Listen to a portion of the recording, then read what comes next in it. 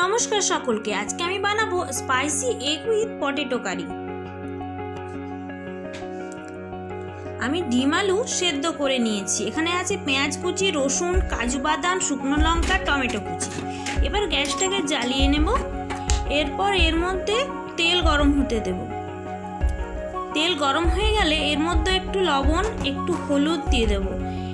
এই তেলে ডিমগুলো ভেজে নেব।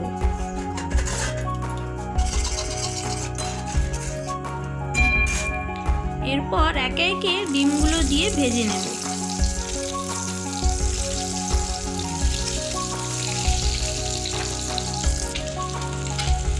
ডিমগুলো এক পিঠটা ভাজা হয়ে গেছে। এবার অপর পিঠটা উল্টে দিলাম। ডিমগুলো প্রায় ভাজা কমপ্লিট। এবারে তুলে নেব। এবার এর মধ্যে ওই তেলের মধ্যে আলুগুলো দিয়ে ভেজে নেব।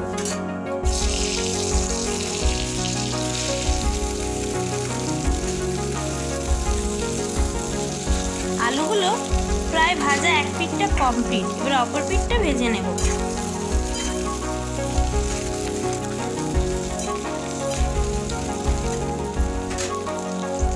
আলুগুলো প্রায় ভাজা হয়ে গেছে। এবার আলুগুলো তুলে নেব।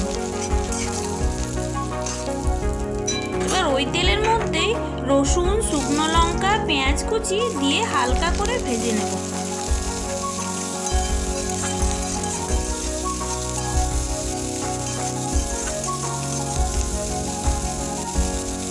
এবারে এর মধ্যে কাজু বাদাম দিয়ে দিলাম। এবার এর মধ্যে টমেটো কুচিটা দিয়ে দেব।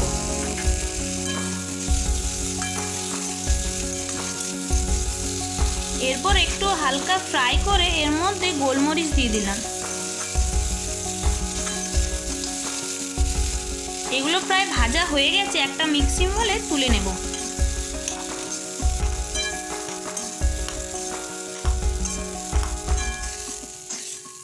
এবার এটাকে পেস্ট করে নেব।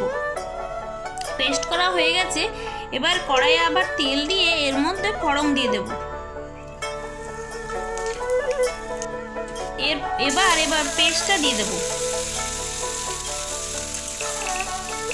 এর মধ্যে একটু লবণ, একটু হলুদ আর একটু কাশ্মীরি লঙ্কা দিয়ে দেব।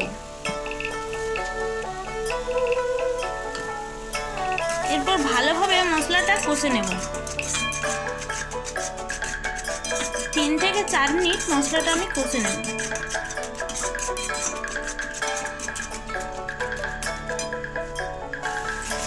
তারপর এর মধ্যে একটু জল দিয়ে আবার ভালো করে মশলাটা কষে নেব।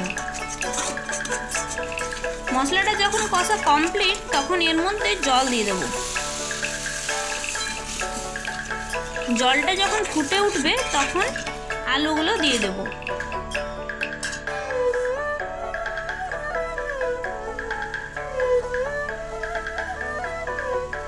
আলুগুলো দিয়ে দিলাম। এবার ঝোলটা যখন ভালোভাবে শুকিয়ে আসবে তখন ডিমগুলো দিয়ে দেবো।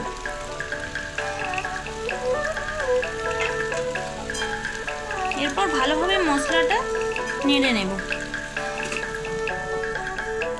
এরপর এর মধ্যে সেদ্ধ করা ডিম কুচি করে কেটে নিয়েছি। এরপর এর উপরে দিয়ে দেবো। হয়ে গেল কমপ্লিট আমার স্পাইসি এগ উইথ